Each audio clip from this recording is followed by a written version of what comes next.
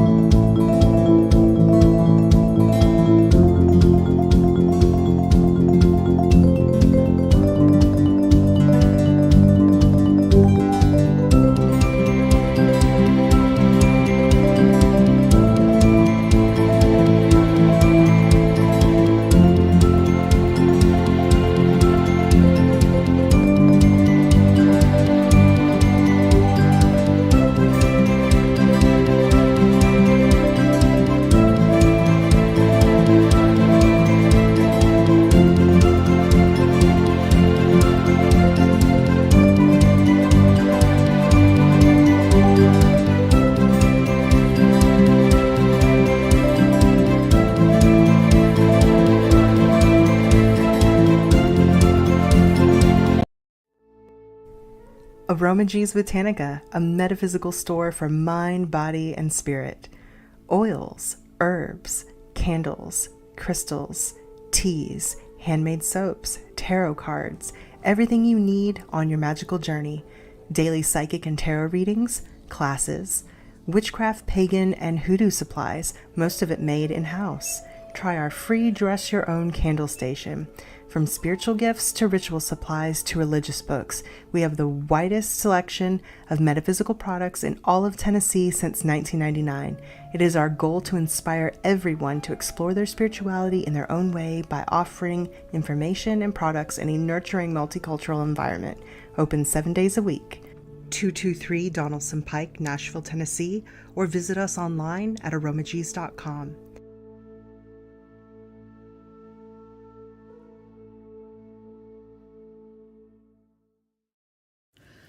Hi, this is Marianne Kay from My Mystic Gems, and I create magical items for everyday life.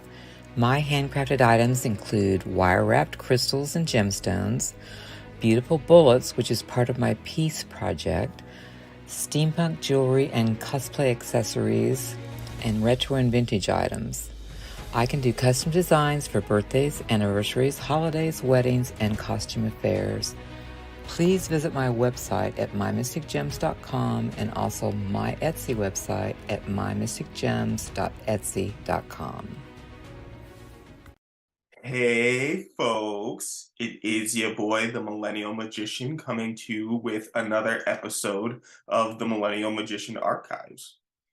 This episode and the following 2 or 3 episodes are going to be dedicated specifically to the ancestors and ancestor magic. Today's episode is going to be a lecture that I presented for the Between the Veils conference that happened a couple of weeks ago. So I will run through what I taught at that event. And then the next episode is going to be a technique or techniques for constructing a simple and a complex ancestor altar.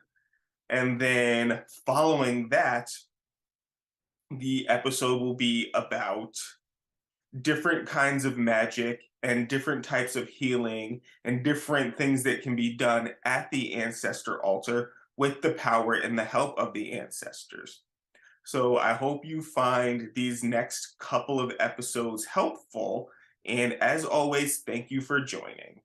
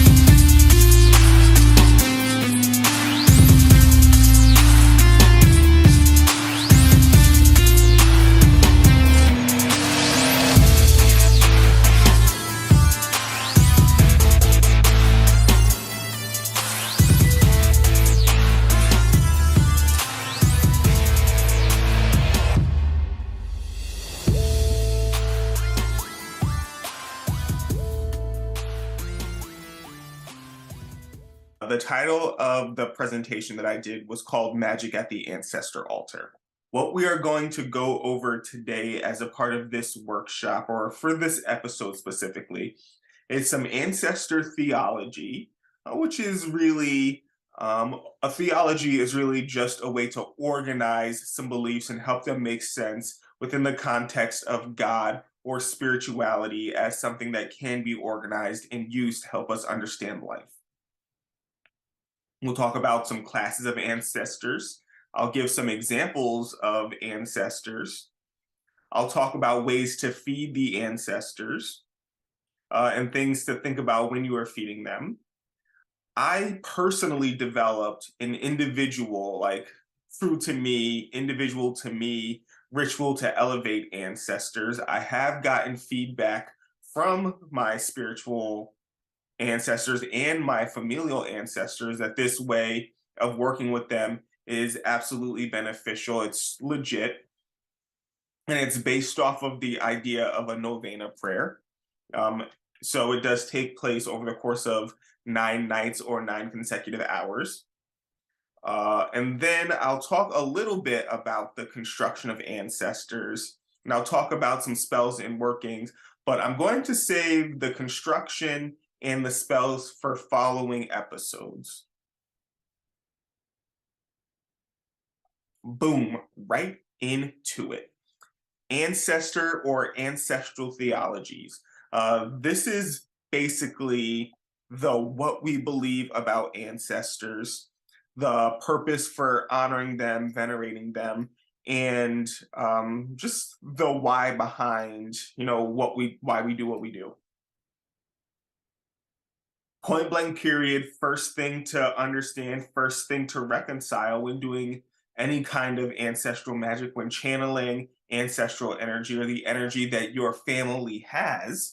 And every family has ancestors, every family has ancestral energy, every family has a family spirit. Whether or not you come from a magical family or your family has heavy Christian leanings or Hebrew leanings or Pentecostal leanings or Jehovah's Witness leanings or Buddhist leaning, all of this is a part of that ancestral spirit. The ways that the ways that our families interact with God is part of how we interact with that family spirit. And the first thing to reconcile is that our ancestors love us. Our ancestors love us, even if when we had a relationship with them when they were alive, the relationship wasn't that robust or wasn't, it left something to be desired. Once they pass away and they become an ancestor, that that component of the relationship is almost a little irrelevant to them. When they become ancestors, when they cross over to the other side, they get some insight into their life and the mistakes they made and their parts on disagreements and all of the above. And so this insight helps them come to a place where they love us deeply and unconditionally, despite some of the ways that we still live our lives. So, for example, you have a parent who passed away, and in life, they really struggled with your queer identity. Well, once they become an ancestor, they no longer struggle with that, and they love you because that is a part of your component, or is that is a component of your identity. Next, our ancestors from way back when all the way to the most recent, they put the best and unfortunately the worst of themselves into us. We are built up of everything that made them strong, and we are built up of a bunch of their perceived limitations as well. And we are manifestations of that. So we get our strengths from them and we get our limitations from them. We might be super duper fast and strong. We also might be diabetic. We might be very, very intelligent, also bipolar. Is an example of the best and the worst that comes to us from our ancestors. 2, our ancestors being deceased, being on another plane of existence, being a part of another journey or the next part of their journey that comes after the physical. They've got insight that we do not have. They have knowledge that we do not have. They can see further down the quote unquote timeline than we can. And they also have amazing empathy for the human condition because they were alive at one point. We are our ancestors' greatest achievements. Many of us have ancestors who suffered through tremendously awful conditions. Some of us have ancestors who were slaves. Some of us have ancestors who were indentured servants. Some of us have ancestors who were immigrants. Some of us have ancestors who were forced into a life of crime to help survive or help provide for family members. Us being free, us having the freedom to do or choose how we behave, to choose who we love, to choose who we get into relationships with. That is a great achievement. Our ancestors are a source of strength, and they represent a direct access to the spirit world. They are closer in proximity to us than maybe some of the gods that we look to are. So working with them, channeling them, using their place in the spirit world as a place where we can tap in, get some information, might very well be a lot easier for some of us to do magically, psychically, spiritually than, immediately going to a more distant deity or, a deity that might be further away on a different plane of existence. Not to say that it's not possible. We know that drawing down the moon, aspecting, and all those practices are absolutely possible. However, I do believe that practicing these skills with ancestors and spirit guides makes us a lot better at doing these skills when it comes to deities.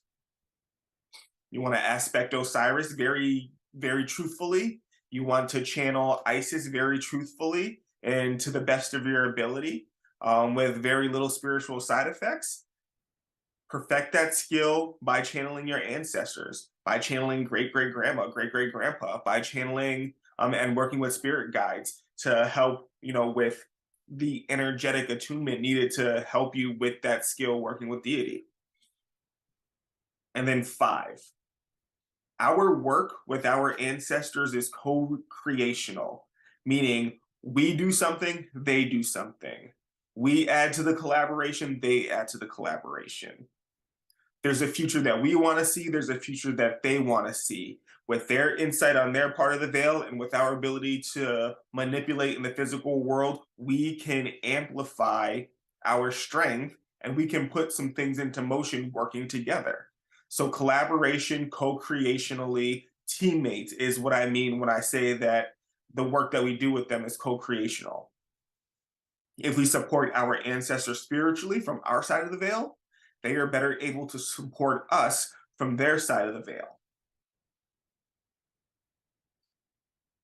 So, 5 components to ancestor theology. Of course, there's a lot more that can be said about honoring, venerating, and uplifting ancestors, but these 5 components right here are a great place to start, or a great place to learn how to deepen as you perfect and enliven and embrace your relationship with your ancestors.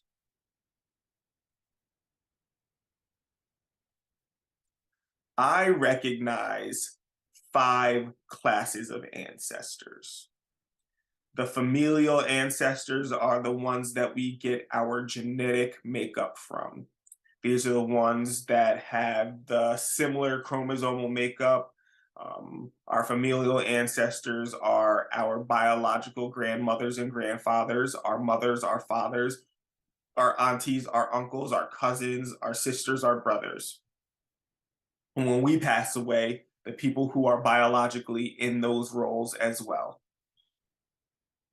In this place, I do also place adoptive relatives. So if you have a really special and close relationship with a step parent and they embraced you as their own and you accepted them as your own, I would also put familial ancestors, put those relationships in with familial ancestors. We've also got ideological ancestors. These are people who share with us maybe inventions. These are people who might have pioneered new ways of thinking. So people who study physics or who are physicists might consider that Albert Einstein and his theory of relativity make him an ideological ancestor.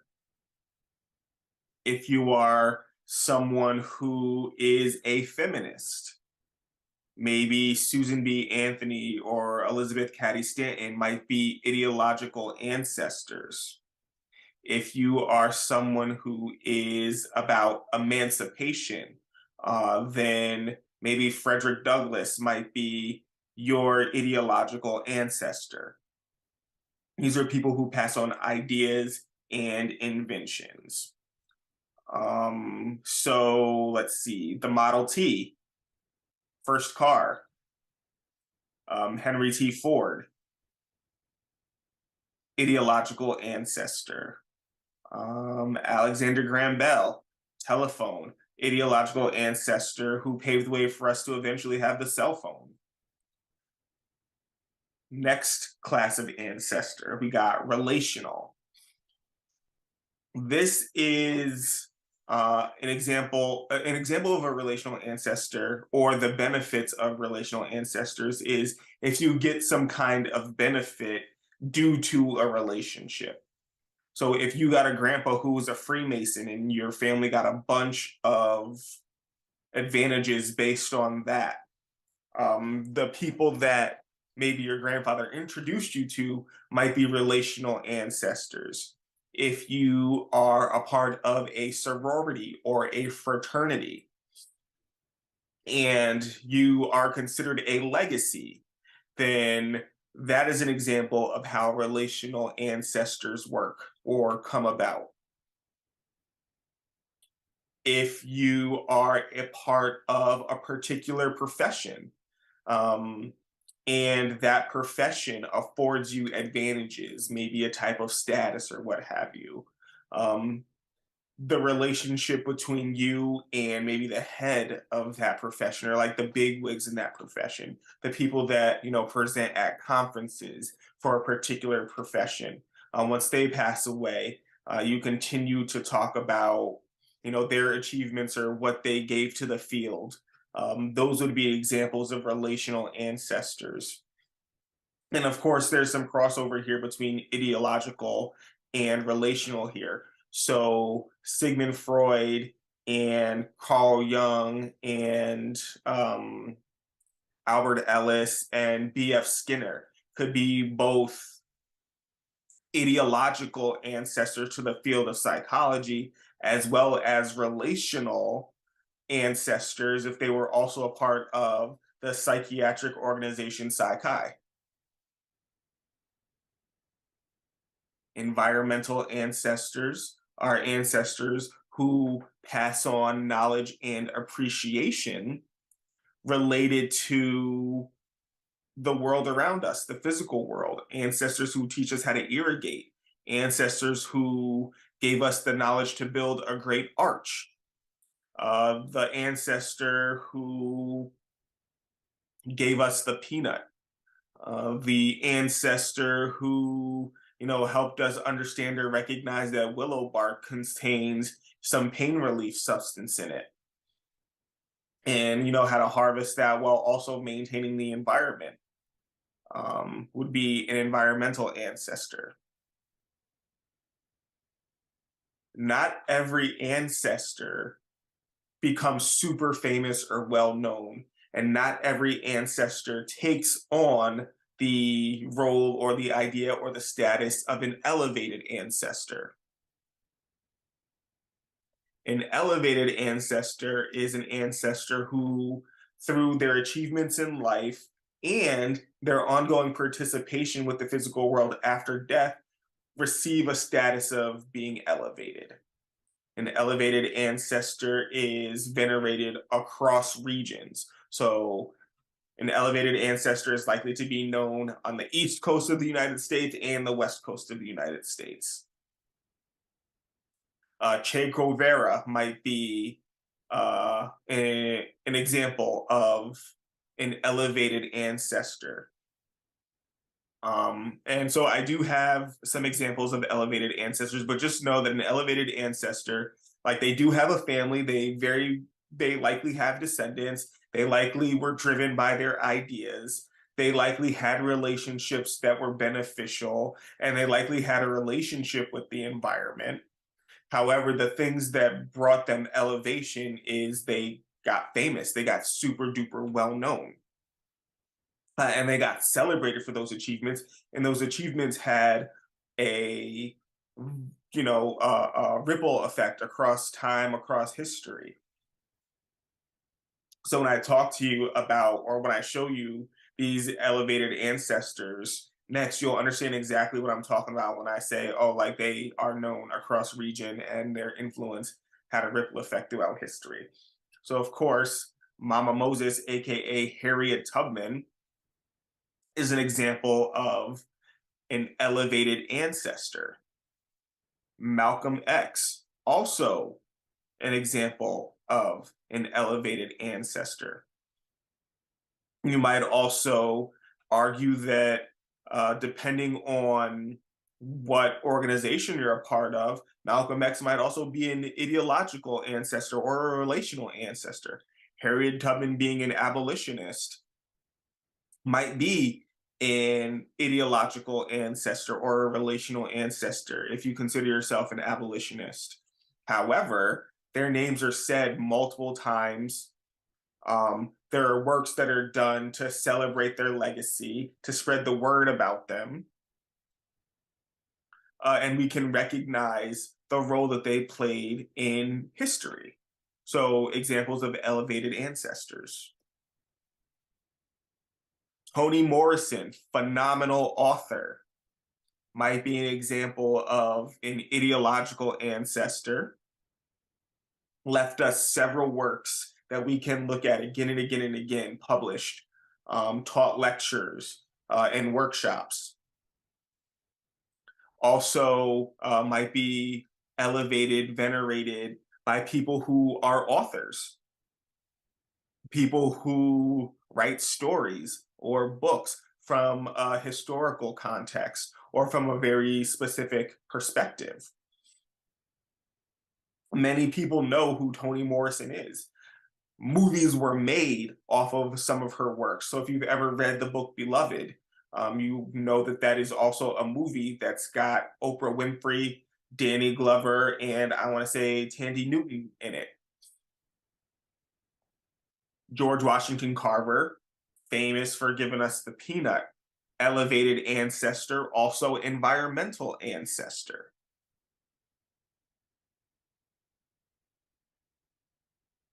Maya Angelou, poet, motivational speaker, all around badass, elevated ancestor, also ideological ancestor. W.E.B. Du Bois, another example of an elevated ancestor. All of these 6 individuals that were depicted here, their names are known in different parts of the country, in the United States for sure, also probably known in other parts of the world as well for the work that they've done to change lives, to change the course of history.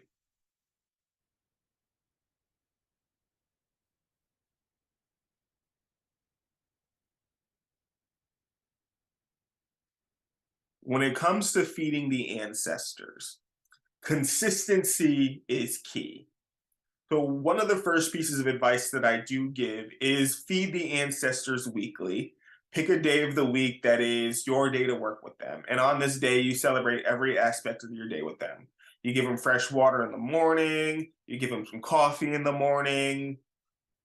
If you smoke a cigarette with them on your mind. You know, you go outside, stand on your porch, smoke your cigarette, say your little prayer to the ancestors, Thanksgiving, this, that, and the third, all of the above, what have you. Doing it weekly is less important than doing it consistently. So if you do it on the first of the month, boom, you do it on the first of the month. If you do it on a Friday, every Friday, boom, you do it every Friday. If you have a feast day for your ancestors and you do it once a year, boom, that's how you do it, once a year. But the point is to do it consistently. Continue to fortify that relationship on a regular basis. On the day that you do choose to work with your ancestors, let's say you do pick weekly as your preferred go-to. Let's say you pick the end of the week. Maybe the end of the week for you is a Friday. You wake up Friday, you get up, you wash your face, you brush your teeth, all that jazz. You go to your ancestor altar, you light their candle, you remove any water, any liquids, any solids, any leftover candles, any of the stuff from last week's offering and workings, and you put those where they need to go. Leftover water, maybe use it to water a plant. Leftover food that hasn't gone bad, leftover offerings, maybe you just throw that in nature, perhaps the squirrels or the pigeons or whatever, we'll get to it. And you kind of get rid of that in a safe, ethical kind of way. And you start to go ahead and replenish it. So for me, what I will do is I will add some water to their shot glasses, 2 shot glasses. One is for water. I will add a shot of whiskey, rum, vodka. Um, I don't go with liqueur because I don't want it to rot. Um, but water and definitely some liquor, a spirit, so to speak. And I give that to them.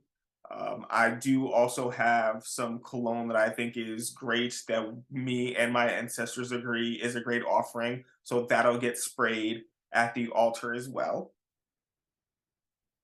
And then if I'm having coffee, I will also just throw in a K cup and put some coffee in their special cup and bring that back to the altar. If I'm brewing coffee, from like a Mr. Coffee maker, not using Keurig, then I will just pour some right out of the carafe into their little cup. I will not add sugar. I will not add cream to theirs. They get it just black. And, I'll say a morning prayer to them. Thanks for, helping me to wake up in my bed. Thanks for a peaceful night's sleep. Thanks for any dreams that I might have or might remember. And I might just sit right next to the altar for a moment, write some stuff down in the journal, in the grimoire, what have you, and just have that moment reflecting on me, myself, my living family, and if there's anything that I can do to support them. So I might also incorporate a prayer for my living family at the ancestor altar. And boom, that's the morning component. I go on about the first half of my day. If that means a shower, then it's a shower. If it means running errands, then it's running errands. If it means chilling out for a little bit and working on, any schoolwork, if I have any clients or patients for the day, if I'm doing any readings, if I have to organize my schedule for the day, then that's what happens. And I go on about that. And then when it's time for lunchtime, if I'm at home, then I make some lunch for myself. And whatever I have for myself, I do portion off and I give that to them as well. So if I'm making myself a sandwich, then I cut it into fours maybe and I give them a quarter. Or I make myself two sandwiches and I cut one of them into fours and I give them a quarter of it. If I'm having leftover food, leftover chicken, leftover rice, leftover greens, leftover macaroni, leftover what have you, I just take one spoonful and I put it on their special plate, one spoonful of everything that I'm eating. And I put that on their altar and I say a prayer of offering and a prayer of thanksgiving. And I pray that they accept it and they appreciate it and so on and so forth. Then I go on about my business and I eat mine. As a rule, any food that I give to my ancestors, I also eat myself. Anything that I put on their altar, I am also willing to consume for myself. I am not going to give them a bouquet full of dandelions if I know that I prefer to receive tulips or carnations. I'm not going to give them anything that is not fit for me to receive. And that is a way of making sure that I don't offend them or that I don't take their relationship for granted, or also as a way of letting them know that I am not going to just give them any old thing while I expect them to deliver to me just prime blessings.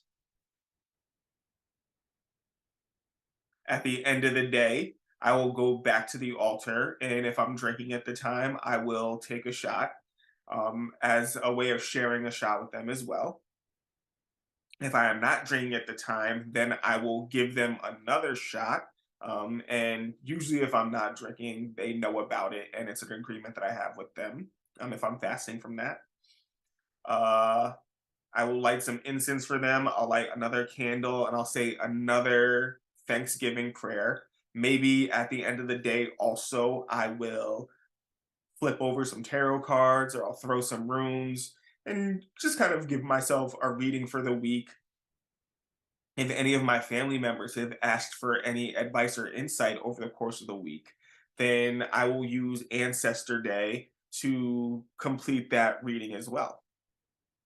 So I'll pull some cards for the family member, I'll throw some runes for the family member, or I'll sit and meditate and see if, the ancestors have a more complete vision or any words or affirmations for me to share with my family. Additionally, when it comes to feeding the ancestors, celebrating the holidays with them. If you celebrate Christmas, if you celebrate Thanksgiving, if you celebrate Easter, if you celebrate the Sabbats, then whatever you take for yourself, give them a portion. These are also great times to add things that they would enjoy or that you mutually enjoy to the altar.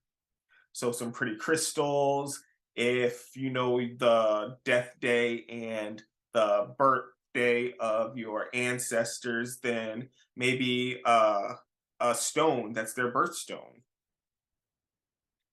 might be appropriate to give a particular ancestor, on their birthday as a way of celebrating that relationship. The food that you eat on Christmas, Easter, Thanksgiving, or the Sabbats, on any of the feast days. Again, just take a spoonful of each thing. So, potato salad, give them a spoonful. Corn pudding, give them a spoonful. Collard greens, give them a spoonful. Candied yams, give them a spoonful. Piece of turkey, give them a slice. Put some gravy on it. Put a chime candle right in the center of it. And just go ahead and put it on the altar. When it comes to food and things that'll spoil, you want to make sure that nothing spoils on the ancestor altar.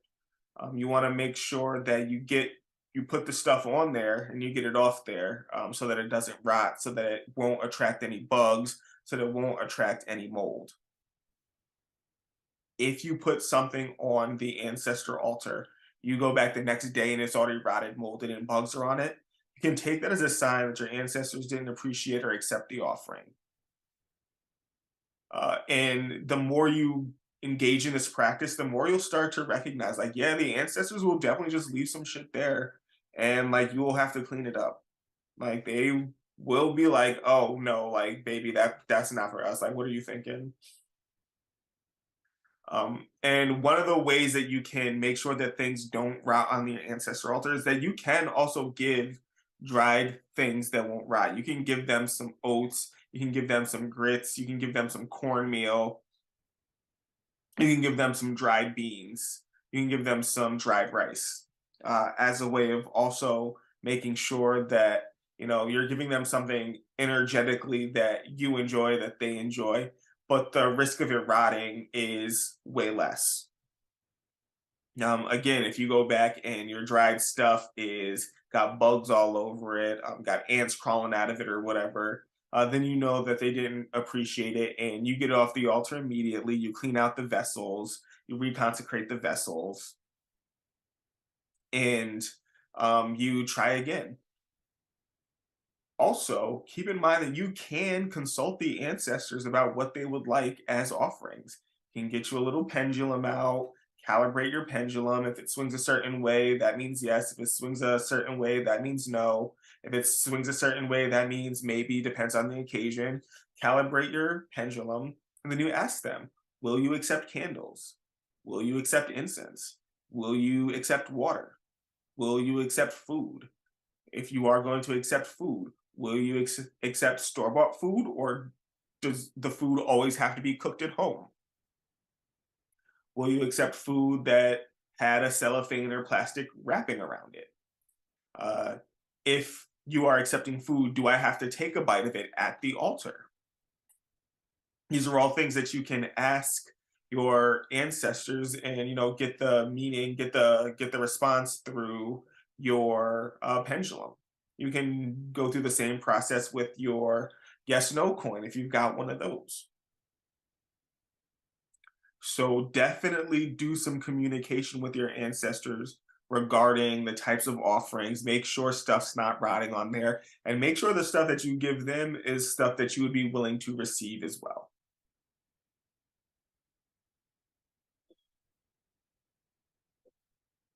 Right here, the ritual to elevate ancestors.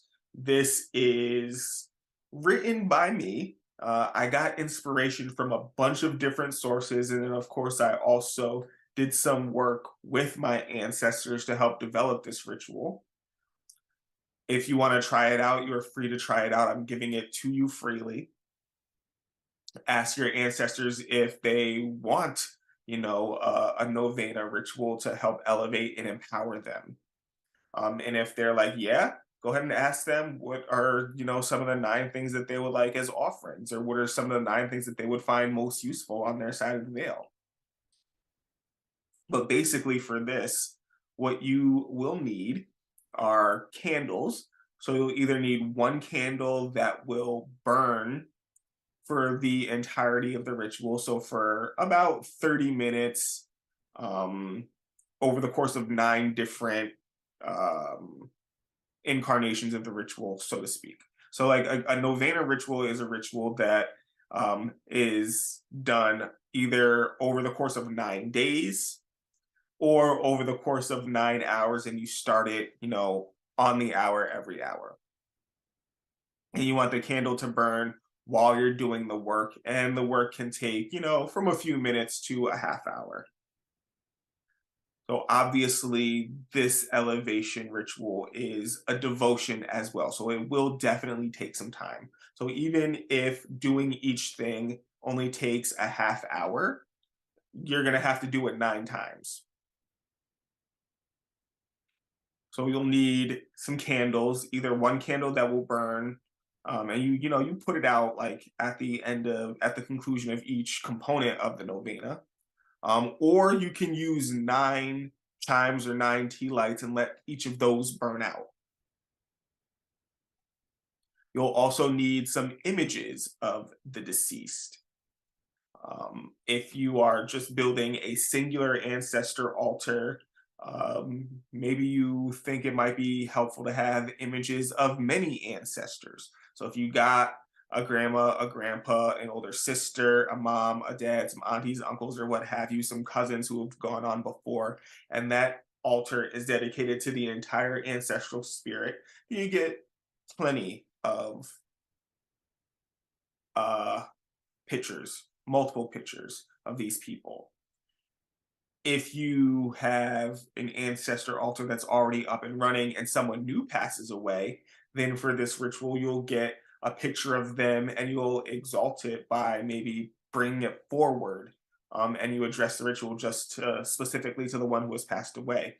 Whereas on the Feast of Your Ancestors or on a special Friday or maybe even on Samhain or Halloween, you address the elevation ritual to the entire ancestral family. But so yeah, images of the deceased for whom the altar is for. You'll also want some incense. You want a bell, a cup or a bowl, and a plate. Some holy oil or some ancestor oil, of course. And then here, as far as offerings go, I said some coins, some cakes, some liquor, some water, some ancestor money, some tobacco, some cologne or perfume, beans and rice, and coffee are all appropriate offerings. However, you can do 9 different offerings that you feel are appropriate.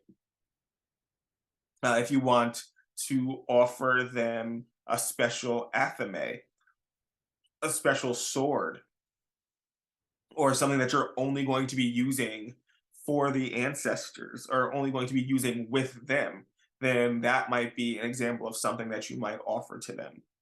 If you do pray the rosary, or you have a version of the rosary that you really appreciate, then using a rosary as an offering also appropriate. But the whole point is that this is a novena ritual. You do it 9 times, and each time you want to have a new offering for them.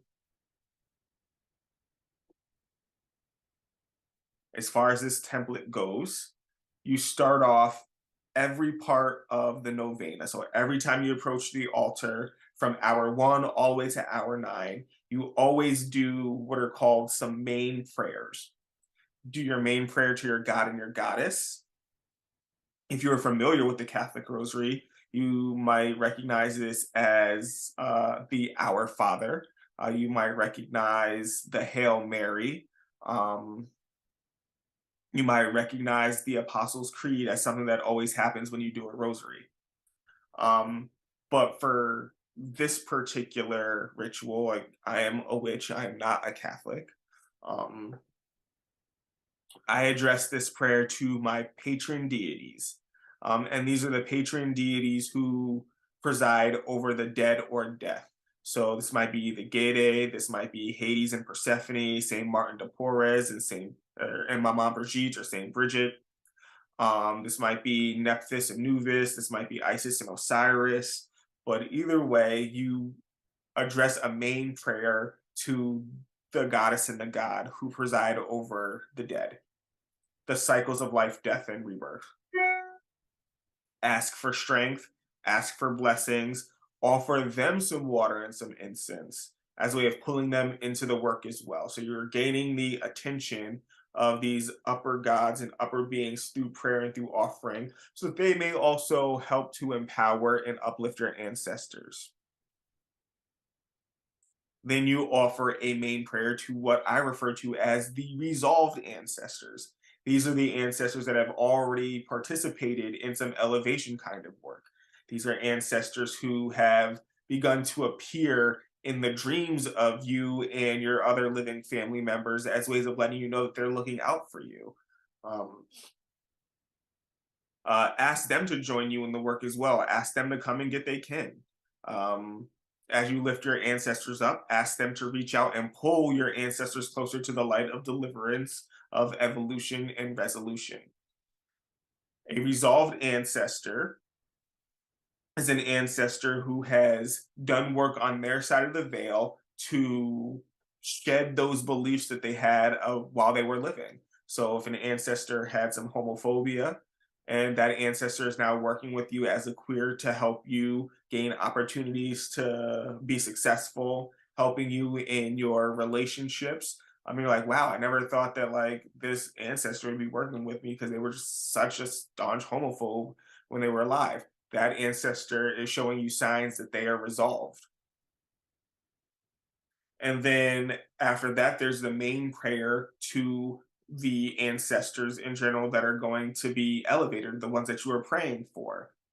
These can be resolved ancestors too, right? We can continue to pray for the uplifting, for the deliverance, and for the resolution and evolution of all our ancestors, not just the ones who, have not started working with family again, not just the ones who um, are recently deceased, right? We want to continue this ongoing process of elevating our ancestors and helping them to become resolved.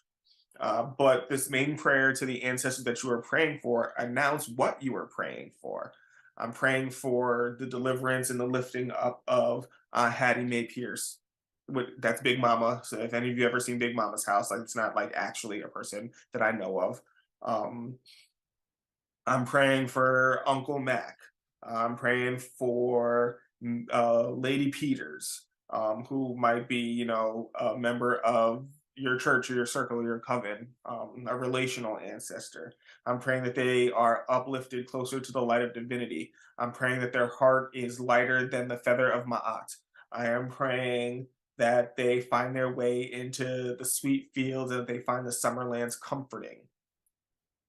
Those are some examples of things that you might be praying for. And then immediately, depending on what hour you on, will determine the prayer that you use next. So for the first hour, you want to pray that your ancestors are forgiven for the poor choices that they made while they were alive.